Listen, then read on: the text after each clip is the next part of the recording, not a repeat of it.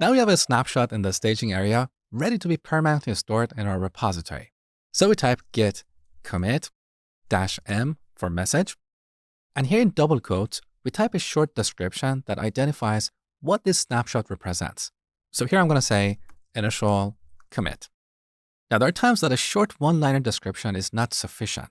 You want to explain some details to give context. For example, if you worked on a bug and there were some constraints at the time you committed your code, you may want to explain those constraints. This is very valuable to both you and your coworkers.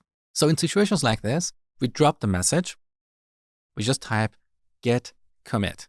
Now when we press enter, this opens our default editor, in this case VS Code, because at the beginning of the course, I configured my default editor to be VS Code, okay? So here we're trying to edit this file, commit _edit message, which is stored in our git subdirectory. So on the top, we can type a short description. Ideally, this should be less than 80 characters. Then we add a line break, and after that, we can type a long description. Now, these lines that start with a # are comments. They're going to get ignored. So we type whatever we want here. In this case, I'm going to say initial commit. And this is our first commit. Of course, this is repetitive. We don't want to have commit messages like this.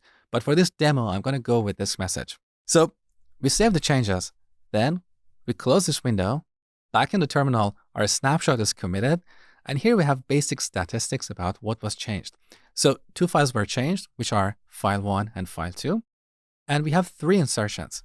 3 lines were inserted. In file1, we inserted 2 lines, hello world. And in file2, we inserted 1 line.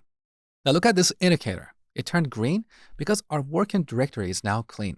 It doesn't have any new changes. So what we have in our working directory is exactly the same content we have in our staging area, which is exactly the same content we have in the last commit.